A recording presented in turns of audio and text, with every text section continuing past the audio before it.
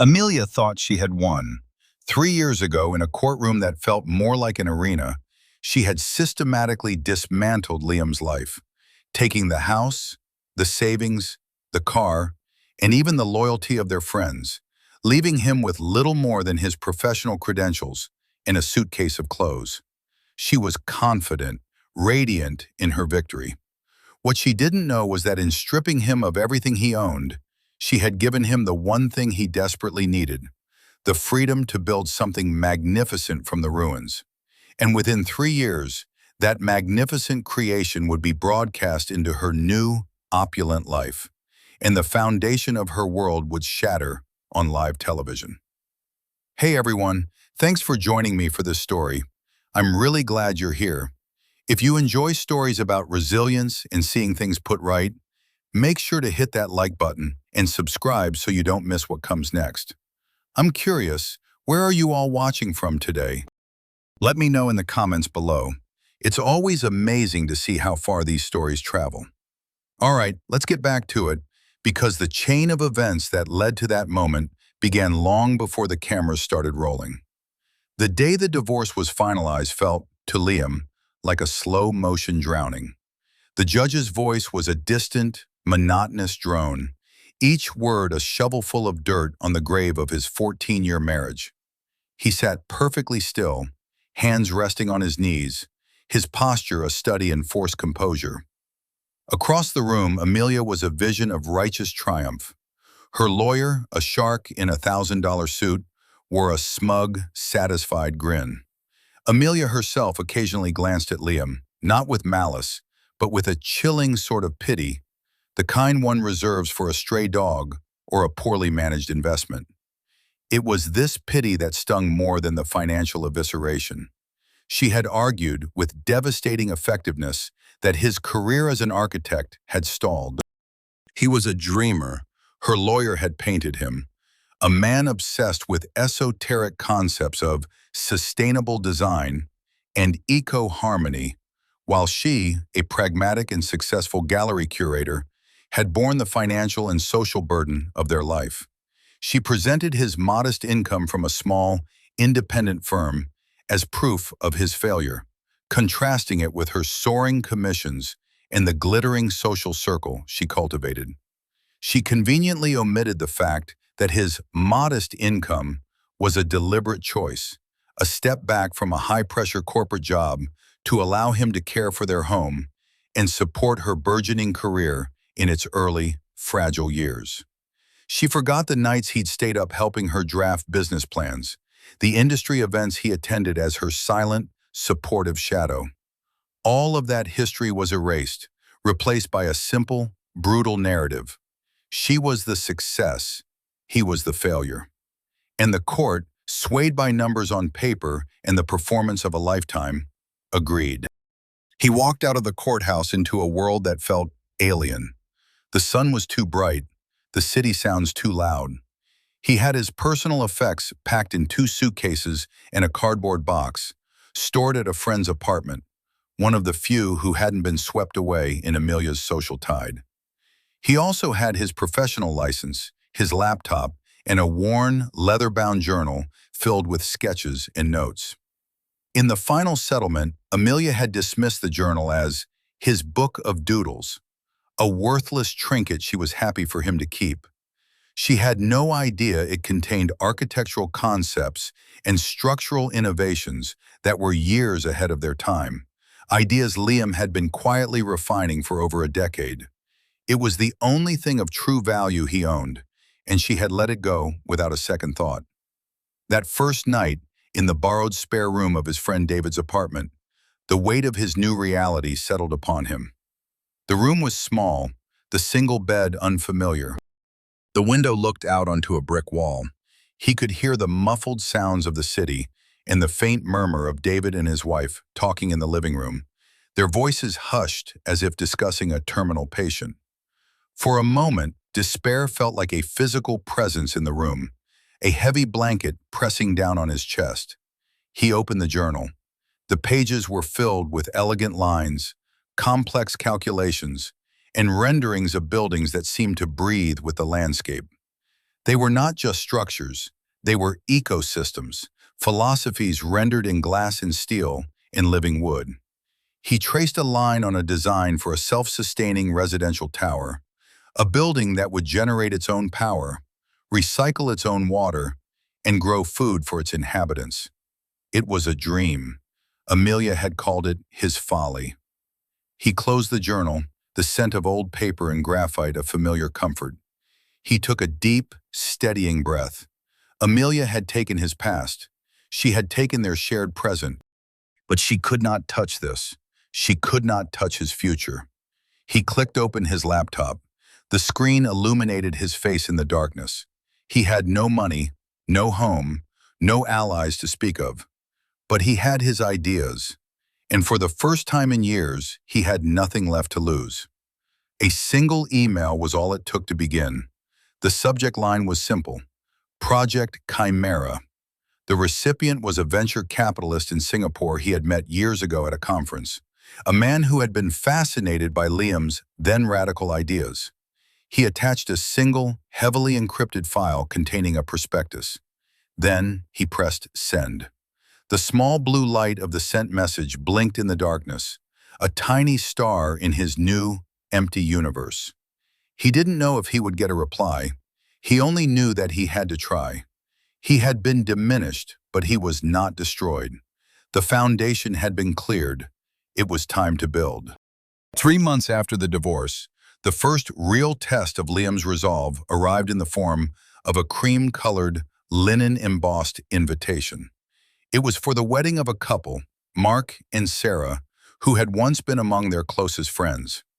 The invitation had been sent to his friend David's address, a clear sign that they knew his circumstances. A small, handwritten note from Sarah was tucked inside. "We'd love to see you, Liam. Things have been so strange. Hope you can make it." The plea felt genuine, but Liam knew what attending would mean. Amelia would be there, not just as a guest, but as a conquering hero, likely with her new partner, Marcus Thorne, a real estate mogul whose portfolio was the stuff of business magazine legends. David advised against it. "It's a trap, man. You don't have to put yourself through that. Just send a gift." But Liam saw it differently. Hiding would be an admission of defeat. It would validate Amelia's narrative that he was a broken man, unable to face the world she now so effortlessly commanded. "No," Liam said, his voice calm and even. "I need to go. It's important to show them, and myself, that I'm still standing." He spent a week's worth of his dwindling funds on renting a respectable suit. It was a painful expense, a tangible reminder of his reduced state, but he knew appearances were a battlefield in this particular war. When he arrived at the lavish country club, the air thick with the scent of expensive perfume and blooming roses, he felt a familiar pang of dislocation. This had been his world once. The polite nods, the air kisses, the clinking of champagne glasses. Now he was an outsider, a ghost at the feast. He spotted them almost immediately. Amelia was a radiant vision in a silk dress the color of a summer sky, her laughter echoing across the manicured lawn. At her side was Marcus Thorne. He was exactly as the tabloids depicted him, tall, silver-haired, radiating an aura of unshakable power and inherited wealth. They were a portrait of success, the undisputed king and queen of the event. As Liam made his way toward the bar, a path seemed to clear around him. People who once greeted him with warm hugs now offered tight, awkward smiles and quickly turned away. Their discomfort was a palpable thing, a testament to the power of Amelia's campaign against him. He was nursing a club soda, trying to remain inconspicuous, when she finally approached.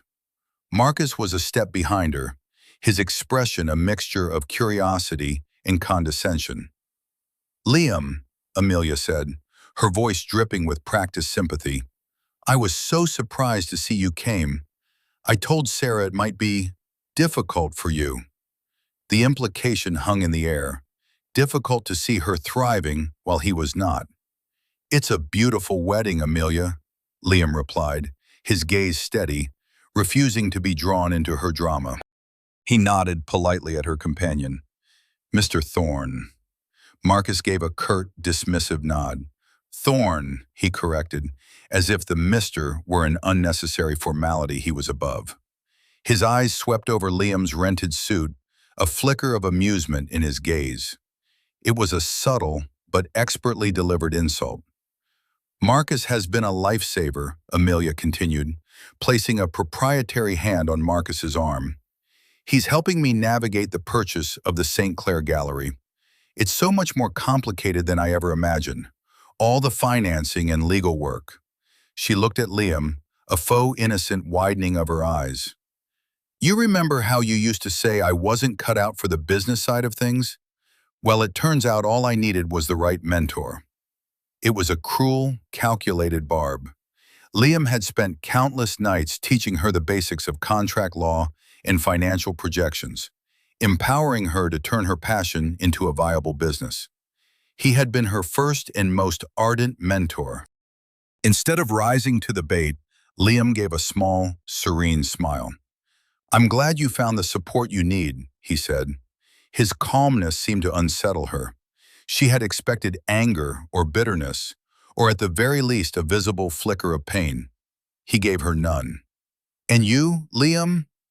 Marcus's voice cut in, smooth and sharp as cut glass. What are you doing with yourself these days? Amelia mentioned you were pursuing some, passion projects. The way he said passion projects made it sound synonymous with unemployed. Liam's hand resting in his pocket brushed against the smooth leather of his journal. The feel of it was a grounding force, a secret anchor in the sea of condescension. He thought of the email reply from Singapore that had arrived 2 months prior, a single sentence that had changed everything. Project Chimera is approved. Funding secured. Welcome aboard, Mr. Quinn. He thought of the nascent company he was building from a tiny, rented office space downtown. The team of brilliant young engineers and designers he was assembling, all working in secret on the project that would redefine urban living. He looked at Marcus Thorne, a man who built monuments to wealth, buildings that consumed energy and resources with reckless abandon. And he looked at Amelia, who measured a person's worth by the label on their suit and the balance in their bank account.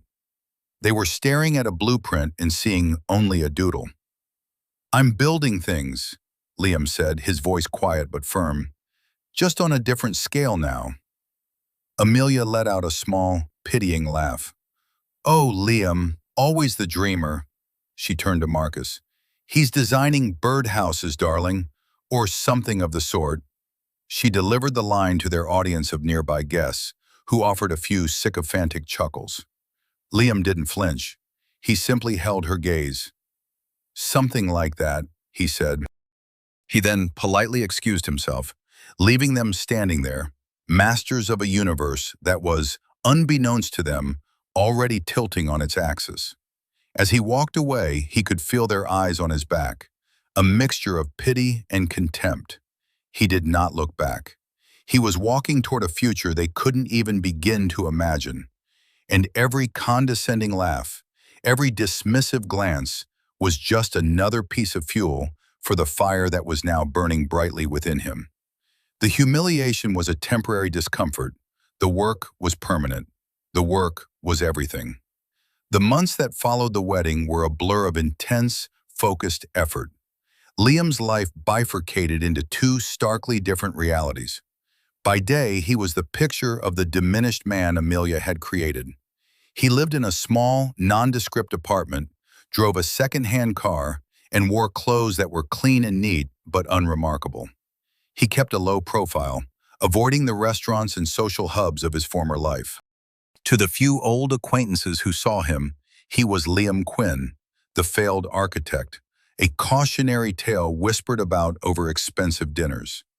But when he stepped into the anonymous, glass-fronted office building downtown, he became a different person.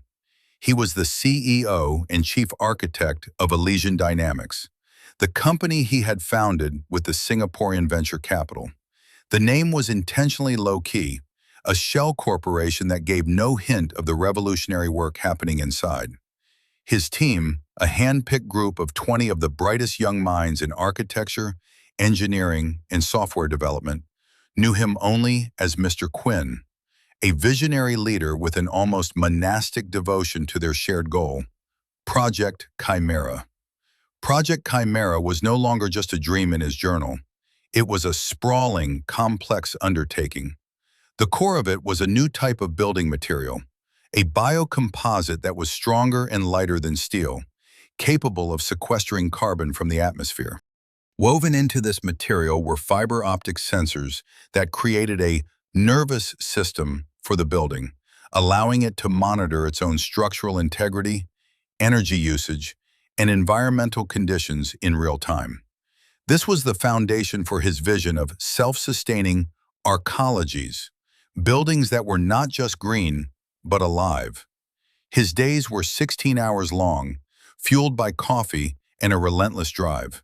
He was in his element, solving complex problems, mentoring his team, and watching his ideas take physical form in prototypes and simulations. The work was all-consuming, and it was his salvation. It left little room for bitterness or regret. The memory of Amelia's condescension was not a wound, but a whetstone on which he sharpened his focus. The second major humiliation occurred 6 months later at a charity gala for the city's art museum. David had practically dragged him there, insisting that he needed to get out to show his face. Liam, reluctant but conceding the point, had agreed. He felt a little more confident this time. Elysian Dynamics had just secured a second round of funding, and they had successfully created the first full-scale structural beam from the new biocomposite. The test results were beyond their wildest expectations. He carried this secret success with him like a shield. He was standing by a modern art sculpture, observing the crowd, when a familiar voice, sharp and imperious, cut through the din. "Well, well, look what the cat dragged in." It was Amelia. She was with Marcus again, and this time, she was flanked by 2 other couples who had once been close friends of Liam's. It was an ambush. "Liam, darling," she said, her smile not reaching her eyes, "still managing to afford a ticket to these things? Or did they let you in through the service entrance?" The couples with her tittered nervously. Marcus smirked, taking a possessive sip of his champagne. Liam's jaw tightened for a fraction of a second before he consciously relaxed it. He would not give them the satisfaction of a reaction. "Hello, Amelia. Brian. Jessica." He nodded to the others. "I'm here as a guest of the museum's architectural committee." This was a small lie. He had bought a ticket like everyone else, but it was a necessary one. Amelia's smile faltered for a moment. The architectural committee was a serious, respected body. His association with them, however tenuous, didn't fit her narrative of his complete professional collapse. Marcus, however, was quick to recover. "Ah, the committee, a lovely group of academics.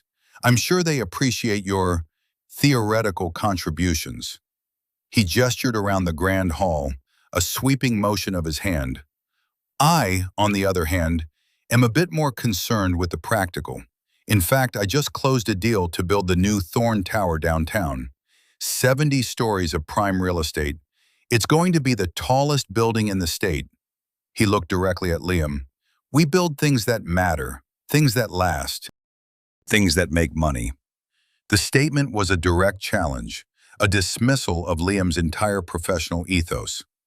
Thorn Tower was a monument to everything Liam stood against, a glass and steel behemoth that would be an enormous drain on the city's power grid, built with conventional, environmentally costly methods. Amelia chimed in, her voice laced with venomous sweetness. "Marcus is so brilliant. He's changing the skyline. Meanwhile, some people are still stuck drawing in their little notepads." She glanced meaningfully at Liam's jacket pocket, where the corner of his journal was barely visible. This was a new level of cruelty. She was not just mocking his current circumstances, she was mocking the very source of his creativity, the one thing he had held on to. The insult was deeply personal, aimed at the core of his identity as a creator. The circle of friends watched, their silence a form of assent. They had chosen their side. They were basking in the reflected glory of Marcus Thorne's power and wealth, and Liam was the price of their admission to that exclusive club. Liam felt a cold, clear anger settle over him. It was not a hot, impulsive rage, but something far more dangerous, a calm, absolute certainty. He looked at each of them in turn, his gaze lingering for a moment on Brian and Jessica, people who had celebrated birthdays with him, whose children he had known since they were babies. Their averted eyes told him everything he needed to know. He pulled the journal from his pocket. It felt warm in his hand. He didn't open it. He simply held it. It was his symbolic weapon, the container of a future they could not comprehend. "Skylines change, Marcus," Liam said, his voice low and even, yet it carried across the small circle, silencing their chatter. But the future isn't about who can build the tallest. It's about who can build the smartest. He looked at Amelia. Some people see a notepad full of drawings. Others see the blueprint for a new world. He gave them a final, polite nod. "Enjoy the evening." And with that, he turned and walked away. He didn't rush. His steps were measured and deliberate. He could feel the weight of their collective gaze, a mixture of confusion, scorn, and for a fleeting instant, perhaps a flicker of doubt in Amelia's eyes. She had expected him to crumble, to argue, to show his pain. His quiet dignity was a language she no longer understood. As he left the gala, stepping out into the cool night air, he wasn't defeated. He was energized. The second humiliation was complete, but it had served only to clarify his purpose. They thought he was drawing in a notepad. They had no idea he was rewriting the rules of their world. The gala, the condescension, the public shaming, it was all just noise. The real work, the silent, world-changing work, continued in the quiet of his office, and it was accelerating. The time for blueprints was ending. The time for building was at hand. The final and most profound humiliation came almost a year later, a calculated strike not just at his professional pride, but at his legacy. Liam's mentor, a celebrated architect named Julian Croft, had passed away. Julian was a titan in the field, and the university's School of Architecture, which he had helped build, was dedicating a new library in his name, the Julian Croft Archive. Julian had been one of the few people who had understood and encouraged Liam's early work, and Liam had revered him.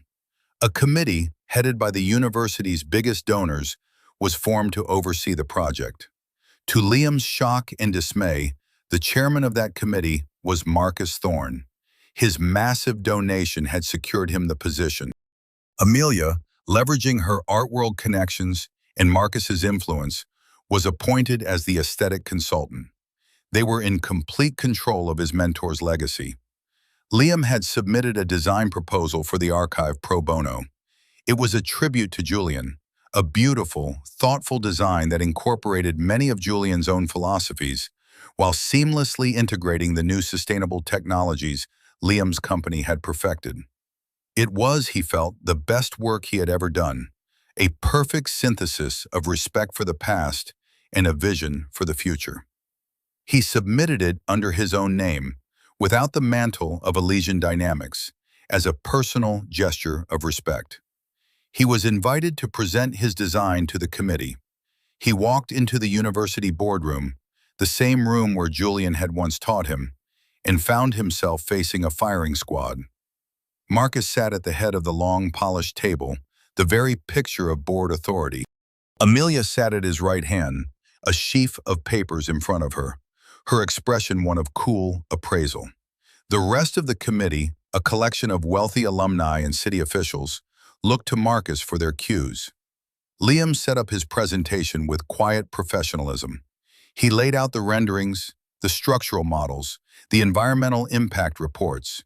He spoke with passion and clarity about how the building was designed to be a living archive, a place of quiet contemplation that was also a model of ecological responsibility. The building's unique, leaf-like roof structure was designed to collect rainwater and sunlight, making the archive almost entirely self-sufficient. It was a love letter to architecture, a fitting tribute to the man who had taught him so much. When he finished, there was a long, uncomfortable silence. Marcus leaned back in his chair, tenting his fingers. He hadn't looked at the renderings once. "Thank you, Mr. Quinn." An idealistic presentation. He picked up a different set of blueprints, unrolling them with a dramatic flourish. However, the committee has decided to move in a more substantial direction. He revealed a design for a brutalist, monolithic cube of concrete and black glass. It was ostentatious, expensive, and completely at odds with Julian Croft's entire design philosophy. It was a thorn building, a monument to ego. "This," Marcus announced, "is the design we will be moving forward with. It's bold, it's powerful, it speaks to the future." Liam was stunned. But Julian hated this style. His work was about harmony with nature, about light and space. This is a fortress. It's an insult to his memory." Amelia spoke for the first time, her voice cold and precise. "The committee feels, Liam, that your design is quaint. It's sentimental. It looks like something from a fairy tale. Julian was a great man, and he deserves a great monument, not a glorified greenhouse." She picked up one of his renderings, a beautiful watercolor of the interior courtyard, and held it up with two fingers as if it were a soiled tissue. "This is the work of a hobbyist, not a serious architect." The word hobbyist struck him like a physical blow. It was the culmination of every insult, every dismissal.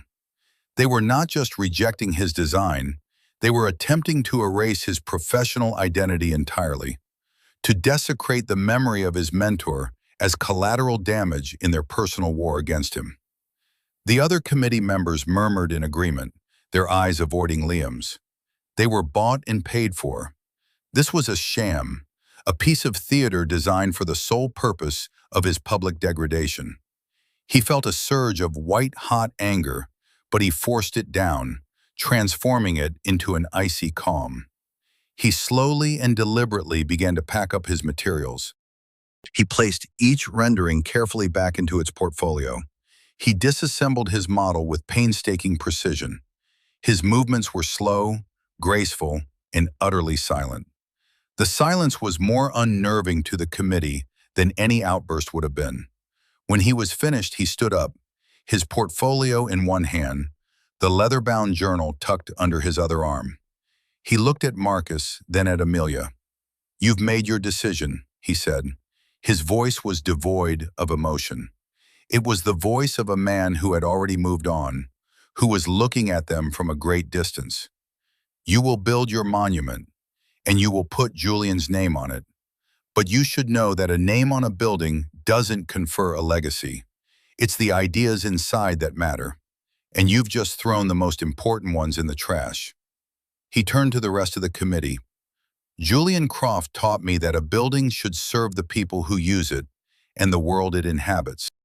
He believed that great architecture was an act of optimism.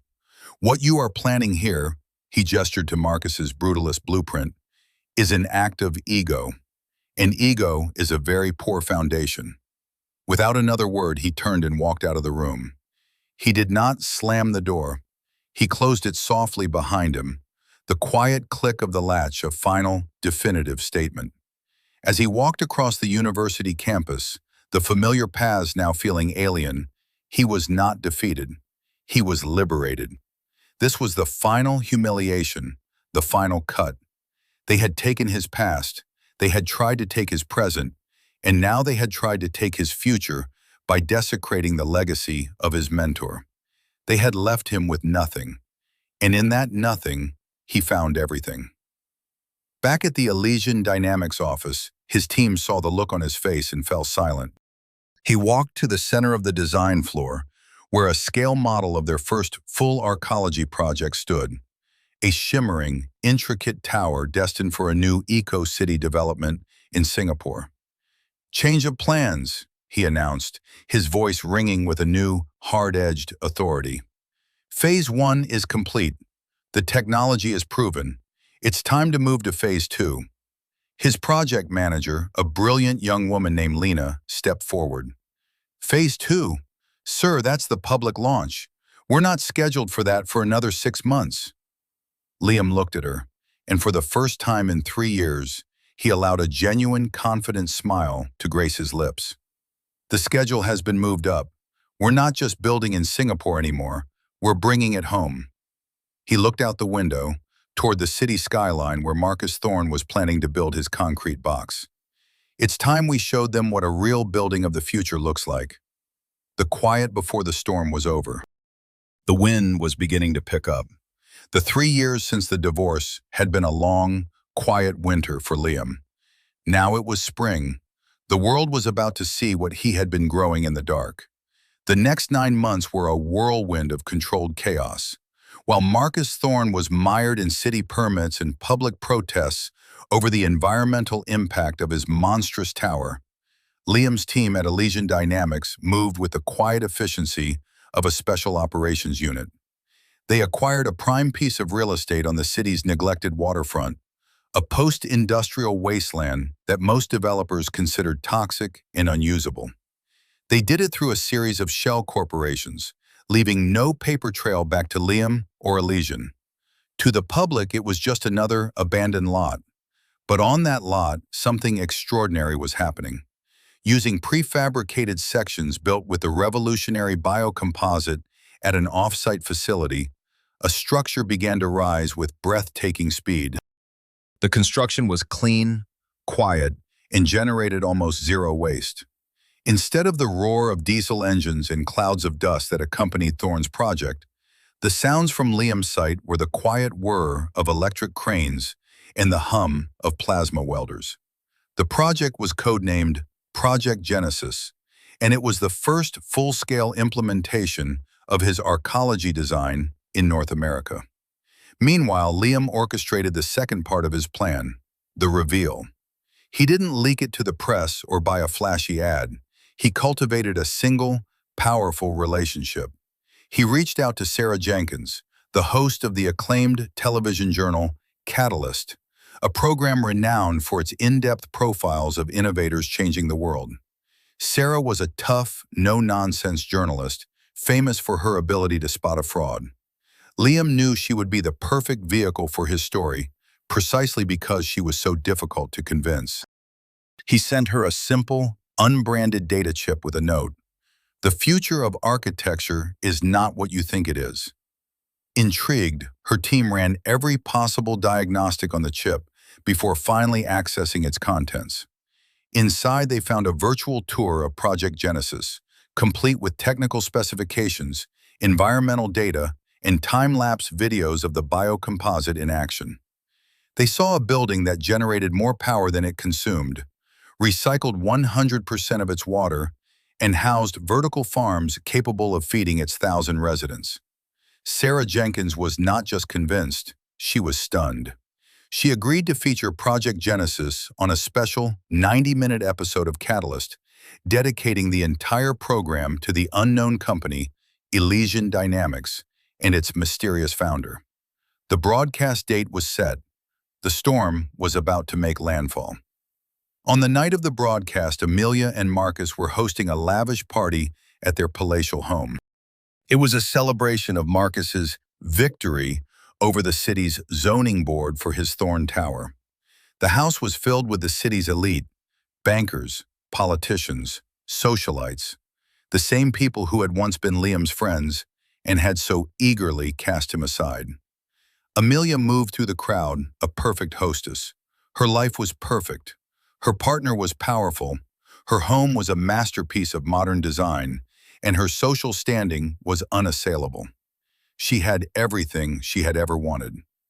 A fleeting memory of Liam, sad and pathetic in his rented suit at the wedding, crossed her mind. She smiled. It was a distant, monochrome memory in her vibrant, full-color life. "Darling," Marcus said, pulling her close. "You look exquisite tonight." "And you, my love, look like the king of the world," she replied, kissing him. In the background, a massive television screen was tuned to the news, the sound muted. At 9 o'clock, the screen changed. The familiar, dramatic opening of Catalyst began. "Someone turn that up," a guest shouted. "I love Sarah Jenkins. She's a shark." A servant obliged, and the respected journalist's voice filled the room. "Good evening," Sarah began, her expression serious. "Tonight we're shelving our scheduled program for a special report. We take you inside a project that has been built in complete secrecy, a project that we believe will not just change our city's skyline, but will redefine the very concept of urban living for the 21st century. We call it the Quantum Leap." The screen filled with breathtaking drone footage of a building unlike anything they had ever seen. It soared into the sky, not as a rigid monolith, but as a graceful, organic structure that seemed to have grown out of the ground. Its facade shimmered, a mosaic of photovoltaic cells and living walls of green foliage. Waterfalls cascaded down its sides, recycled and purified by the building itself. A murmur went through the party guests. "Where is that?" someone asked. "I've never seen that building before." Marcus frowned. "It must be a simulation. CGI. No one can build something like that. The technology doesn't exist." Amelia stared at the screen, a strange feeling of unease creeping over her. The lines of the building, they were elegant, harmonious. They reminded her of something, of old sketches in a dusty notepad. She shook the thought away. It was impossible. On screen, Sarah Jenkins continued, "This is not a concept. This is not a dream. This is Project Genesis, and it is very real. It stands on the south waterfront, and it was completed from groundbreaking to occupancy in just under 9 months." Marcus choked on his drink. "The south waterfront? That's impossible. That's a toxic waste site. I looked at that land myself years ago. The cleanup costs alone made it worthless." The camera then cut to an interview. Sarah Jenkins was sitting opposite a man, his back to the camera, his identity concealed in shadow. "The technology that made this possible is the brainchild of one man," she said, "a visionary who has been working on these concepts for over a decade. A man who, after losing everything, dedicated himself to building the future. For 3 years, he has worked in obscurity, assembling a team, perfecting his materials, and waiting for the right moment. That moment is now." Amelia's heart began to pound. The unease was turning into a cold dread. The phrase, "losing everything," echoed in her mind. "He's an architect," Sarah continued, "once dismissed by his peers as a dreamer. Tonight, he's stepping out of the shadows. The world, meet the founder and chief architect of Elysian Dynamics." The man in the chair turned. The camera slowly pushed in, the dramatic lighting falling away to reveal his face. It was Liam. He didn't look like the man Amelia remembered. The quiet desperation was gone. The hint of weariness around his eyes had been replaced by a clear, calm confidence. He was dressed in a simple, dark turtleneck and jacket, but he wore it with an authority that made Marcus's designer suit look like a costume. He looked powerful. He looked like he belonged there. A collective gasp went through the room. All eyes darted from the television screen to Amelia and Marcus. On the screen, Liam began to speak. His voice was the same calm, measured tone he had always used, but now it carried the weight of immense achievement. "Good evening, Sarah. Thank you for having me." "Liam," Sarah said, her voice filled with genuine admiration, "this building is, without exaggeration, the most incredible feat of engineering I have ever seen. Tell us how this all came to be." Liam smiled, a small, private smile that Amelia knew all too well. It was the smile he used just before he checkmated her in chess. "Well, Sarah," he began, "it started with a simple idea, that a building shouldn't be a parasite on the environment. It should be a partner. The program cut to a detailed breakdown of the technology. Experts from MIT and Stanford appeared, validating the science behind the biocomposite, the closed-loop water system, the atmospheric carbon sequestration. They spoke of Liam Quinn not as a dreamer, but as a revolutionary on par with Edison or Tesla. The screen flashed with figures. Elysian Dynamics was now valued in the billions. They had patents that would render entire industries obsolete. Project Genesis was just the first of a dozen similar projects already underway in cities around the globe. Marcus stood frozen, his face a mask of disbelief. The Thorn Tower, his legacy, was suddenly a relic, an obsolete monument to a bygone era of brute force construction. He was a dinosaur watching the meteor streak across the sky. But Amelia's shock was different. It was deeper, more personal. This wasn't just about business or architecture. It was about worth. She had built her entire identity on the narrative that she was the successful one, the visionary, and he was the failure. She had mocked his doodles, dismissed his dreams, and publicly humiliated him for his lack of conventional success. She had defined him, and in 90 minutes of television, he had calmly, quietly, and completely redefined himself, and in doing so had vaporized the very foundation of her world. Every pitying glance she had given him, every condescending remark, every social slight, now replayed in her mind, but this time, she was the fool. The man she had discarded as worthless was, it turned out, the most valuable thing she had ever had, and she had traded him for a portfolio of stocks and a collection of fawning, fair-weather friends. The final segment of the show was a personal one. Sarah Jenkins asked, "Liam, 3 years ago you went through a very public and difficult divorce. You lost your home, your savings. Sources say you were left with almost nothing. How did you come back from that?" Liam looked directly into the camera. His gaze seemed to cut through the screen, through the noisy party, and find her. He didn't look angry. He didn't look vengeful. He looked serene. "I learned something very important, Sarah," he said, his voice soft but resonant. "I learned that what people can take from you is not what defines you. Your house, your car, your bank account, those things are just objects. They can be lost. But what's inside you, your ideas, your integrity, your resilience, no one can take that unless you let them. When I lost everything, I was finally free to focus on the only thing that truly mattered, the work." He paused, and a small, almost sad smile touched his lips. "In a way, my ex-wife gave me the greatest gift I have ever received. She cleared the board so I could start a new game." The camera held on his face, a portrait of quiet strength and profound dignity. The room was utterly silent. The only sound was the faint clinking of ice in an untouched glass. Amelia's hand went to her throat. The air felt thick, unbreathable. The faces of her guests, once admiring, were now staring at her with a new, horrifying expression. Pity. The same pity she had once shown Liam. Her vision began to swim. The walls of her perfect house seemed to be closing in. The floor tilted beneath her feet. The last thing she saw before the world went black was Liam's face on the screen. A calm, compassionate judge delivering a verdict that had been 3 years in the making.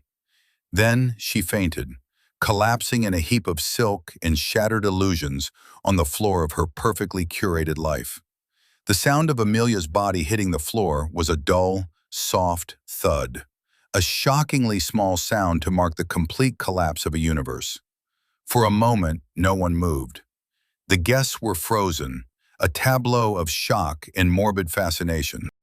Then Marcus, jolted from his stupor, rushed to her side. "Amelia, someone call a doctor." The party dissolved into chaos. People whispered, their eyes darting between the unconscious woman on the floor and the man on the television who had, with a few calm sentences, detonated her life. The narrative had flipped with breathtaking speed. Amelia was no longer the triumphant victor. She was a tragic figure, a woman who had catastrophically misjudged the man she'd thrown away. The pity in the room was suffocating. On the television, the credits for Catalyst were rolling over a final, majestic shot of Project Genesis, its lights twinkling against the night sky like a new constellation. It looked like a beacon of hope. From the floor of her opulent living room, it must have looked like a gravestone. The immediate aftermath was a brutal lesson in the transactional nature of the world Amelia had built. The story was too delicious for the city's elite to ignore. By the next morning, it was everywhere. The woman who threw away a billionaire. The architect's revenge. The headlines were sensational, and they were merciless. Her fainting spell was reported in gleeful detail, a perfect, dramatic punctuation mark to the story. Her phone, which had once been a constant source of validation with invitations and praise, went silent, or worse, buzzed with messages of faux concern that were really just fishing for gossip. The friends who had chuckled at her jokes about Liam's birdhouses now avoided her calls. They had allied themselves with power, and in the space of a 90-minute television program, the seat of power had moved. To be associated with Amelia was now to be associated with a spectacular, public failure of judgment. Marcus was the first major casualty. His investors, already nervous about the protests and delays surrounding Thorn Tower, saw the Catalyst special and panicked. In a world where Elysian Dynamics could build a clean, efficient, and beloved masterpiece in 9 months, Marcus's slow, expensive, and environmentally hostile project looked like a dinosaur bone. His funding was pulled within a week. The Great Thorn Tower, the monument to his ego, became a hole in the ground filled with rebar and regret. His reaction to this downfall was telling. He did not comfort Amelia. He did not stand by her. Instead, he turned on her. "This is your fault," he had roared at her 2 days after the broadcast, his face puce with rage. "Your petty little soap opera with your ex-husband has cost me everything. You told me he was a nobody, a failure. You made me look like a fool." His accusations were a twisted mirror of the truth. She had made him look like a fool, but only because she had been one first. Their relationship, built on a shared sense of superiority and a mutual admiration for wealth and status, could not survive the introduction of failure. It crumbled within days, leaving Amelia alone in the cavernous house, the silence broken only by the phantom echo of her guests' pitying whispers. Meanwhile, Liam's world was exploding in the opposite direction. Elysian Dynamics was inundated with offers. Governments from around the world wanted their own arcologies. Universities begged him to lecture. The architectural committee that had scornfully rejected his design for the Julian Croft archive sent a fawning letter, practically begging him to reconsider, offering him full creative control and an obscene budget. Liam, with the help of his now massive administrative team and his unexpected ally, Sarah Jenkins, who had become a fierce protector of his story and his privacy, navigated this new reality with the same calm he had applied to everything else. He politely declined the university's offer, instead announcing the creation of the Quinn Foundation for Sustainable Architecture, endowed with $100 million of his own money. Its first act was to fund a new, independent architectural school dedicated to the principles of ecological design, effectively making the university's stuffy, outdated program irrelevant. It was a checkmate delivered with quiet grace, not malice. He ignored the frantic, desperate attempts from his old friends to reconnect. Voicemails and emails piled up, filled with phrases like, "I always believed in you," and "Amelia really misled us." He deleted them without listening. Their loyalty was a currency he no longer traded in. 2 weeks after the broadcast, a letter arrived at the Elysian Dynamics headquarters. It was handwritten on expensive stationery, the elegant cursive immediately recognizable. It was from Amelia. His assistant, Lena, left it on his desk with a single, raised eyebrow. Liam let it sit there for a day, a physical object radiating a complex history of pain and triumph. He felt no anger toward her anymore, only a profound sense of melancholy for the years they had wasted, for the potential she had squandered. He finally opened it that evening as the city lights began to sparkle outside his office window, a view that now included the soft, bioluminescent glow of his own building. The letter was not what he expected. It was not a demand, nor was it a tirade. It was a plea. "Liam," it began, "I don't know where to start. To say I am sorry seems like the smallest, most inadequate word in the language. I have spent the last 2 weeks in a house that no longer feels like my home, replaying the last 15 years of my life. I see now that my ambition became a sickness. It made me blind. I measured everything by what it was worth, not what it meant. I broke the most valuable thing in my life because I didn't know how to read its price tag." She wrote about her emptiness, the hollowness of the life she had so carefully constructed. She wrote about Marcus leaving, about the friends who had vanished, about the terrifying silence of her success. "I was wrong," she wrote, the words slightly smeared as if from a fallen tear.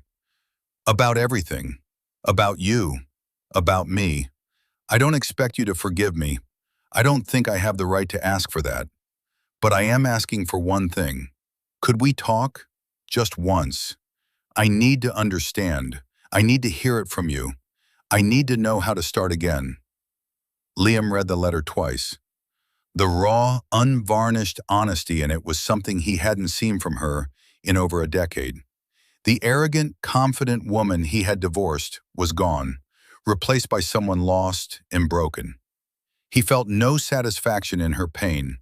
Vindicating his work had been his goal, not destroying her. He picked up his phone. He could ignore it. He had every right to. He owed her nothing. But the man who had built Project Genesis on principles of harmony and restoration knew that true strength wasn't about winning.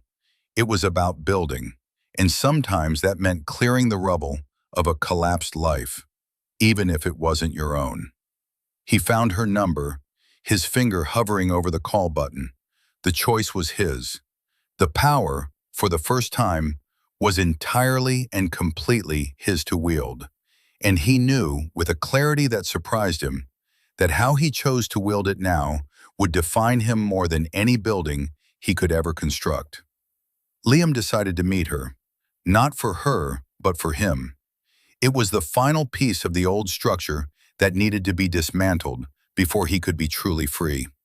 He chose the location with care, a small, quiet cafe in a neighborhood neither of them had ever frequented, a neutral ground far from the ghosts of their shared past.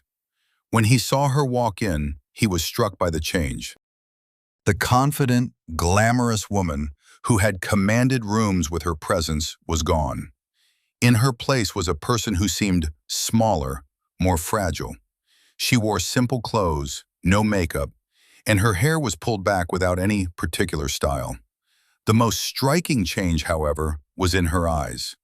The hard, competitive glint was gone, replaced by a deep, weary sadness and a flicker of fear. She saw him and hesitated at the door, as if she might turn and flee. He gave a small, encouraging nod, and she slowly made her way to the table. "Thank you for coming," she said, her voice barely a whisper. She wouldn't meet his eyes. "Amelia," he said, his tone gentle. They sat in silence for a long moment, the clink of cutlery and the low murmur of other conversations filling the space between them. Finally, she looked up, and he saw tears welling in her eyes. "I don't even know the person I became," she said, her voice cracking. "Watching that program, it was like I was seeing my life through someone else's eyes. All the things I said, the things I did to you, at the time they felt justified. I told myself it was strength, ambition, but it was just cruelty, a deep, ugly cruelty." Liam listened without interrupting. He didn't offer platitudes or easy reassurances. He simply gave her the gift of his quiet, undivided attention. That day in the boardroom, she continued, her voice gaining a little strength as she forced the words out. The Julian Croft Archive. I knew your design was better. I knew it was what Julian would have wanted. It was beautiful, and I helped Marcus tear it apart piece by piece just to watch you hurt. It was the ugliest thing I have ever done. She took a ragged breath. Why? Why was I like that? It was a question directed at herself, but Liam chose to answer it. Because you were afraid, he said softly. You were afraid that my success would somehow diminish yours. You saw life as a zero-sum game. For you to win, someone else had to lose. And you chose me to be the loser. His words were not an accusation, but a diagnosis. They landed with the quiet weight of truth. She nodded slowly, tears now streaming down her face. I tied my self-worth to things, to status, to money, to other people's opinions. When I had you, I had a partner. But I didn't want a partner. I wanted an accessory. And when you stopped being the accessory I wanted, I discarded you. Her voice broke on the last word. I threw you away like an old coat. This was the moment. This was the moment where he could have listed his grievances. He could have reminded her of the wedding, the gala, the condescending remarks about his journal. He could have detailed every cut, every betrayal, and demanded his pound of flesh. The old Liam, the hurt Liam, might have been tempted. But the man sitting across from her now was the architect of Elysian dynamics. A man who understood that you couldn't build a new structure on a toxic foundation. The past is the past, Amelia, he said, his voice firm but kind. We can't demolish it, but we don't have to live there. He leaned forward. You asked me on the phone how you start again. I'll tell you. You stop looking at what everyone else has. You stop measuring yourself against them. You find the one thing that is yours, your doodles in a notepad, and you pour your soul into it. Not for money, not for fame, but because the work itself is what matters. You have a brilliant eye for art, Amelia. You always did. Before it became about the sale, before it became about the status of the artist, you had a genuine, beautiful passion for it. He reached into his jacket and pulled out a small, simple business card. This is the director of my foundation. We're funding a program to bring art education to underserved communities. It doesn't pay much. There are no galas, no famous names, just kids and paint and the chance to make something beautiful for its own sake. He slid the card across the table. It's a start, a different kind of foundation.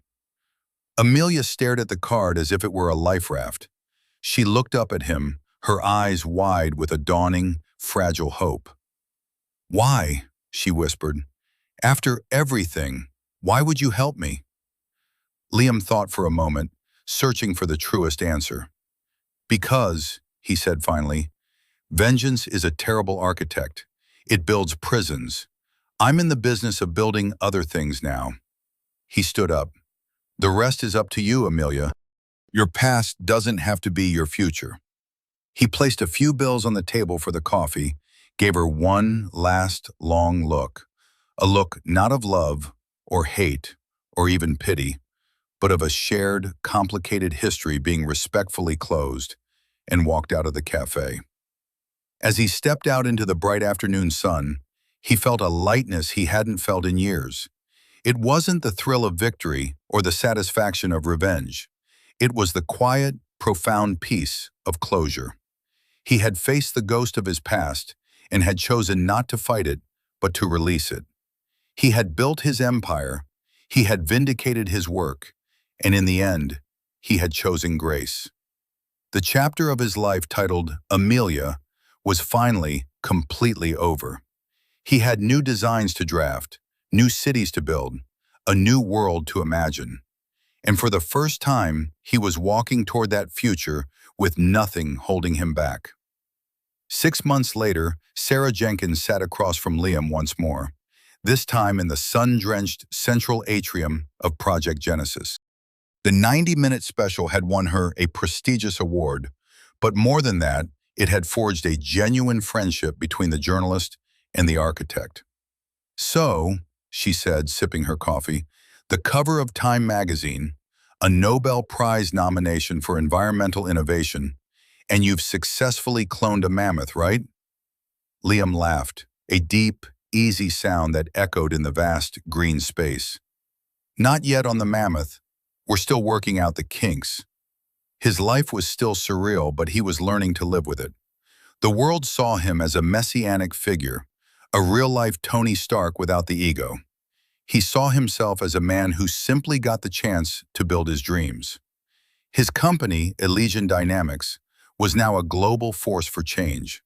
The Quinn Foundation was revolutionizing education in architecture and the arts.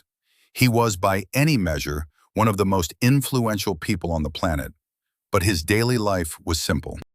He lived in a modest apartment within Project Genesis, walked to work, and spent his evenings sketching in his old leather journal, which he still carried everywhere. The journal was more crowded now, filled not just with buildings, but with ideas for water purification systems, urban farming techniques, and educational software. The work was endless. "I did get a letter I thought you'd find interesting," he said, pulling a folded piece of paper from his jacket. "It's from a small town in the Rust Belt, a place that's been decimated by factory closures." He handed it to Sarah. It was from a community group detailing their efforts to revitalize their town. Tucked into the letter was a photograph. It showed a group of kids, beaming with pride, standing in front of a brightly painted mural on the side of a derelict building. In the corner of the photo, almost out of frame, was a woman with a paintbrush in her hand, a smear of blue on her cheek. She was smiling, a genuine, unforced smile. It was Amelia. Sarah looked up from the photo, her expression thoughtful. "She took the job." "She took the job," Liam confirmed. "She works for the foundation now, running that outreach program. From what I hear, she's good at it. She's finding artists who have lost their way, giving them a space to create, connecting them with kids who need a spark of inspiration." "Have you spoken to her?" Sarah asked gently. "No," Liam said, and he knew it was the right answer. Her new life is her own. She's building it herself. That's the only way it will last. He had offered her a foundation, but she was the one laying the bricks. Her journey toward redemption was hers alone, and he respected it enough to stay out of it. His role was complete. That afternoon, as he stood on the highest balcony of Project Genesis, looking out over the city, he felt a profound sense of peace. Below him, the city hummed with life. He could see the scar where the Thorn Tower was supposed to be, a permanent reminder of the folly of ego. He could see the old university and the new, vibrant campus of his own school of architecture rising nearby. He saw a city in transition, a world in transition. His story had become a modern fable, a tale of vindication that resonated with millions.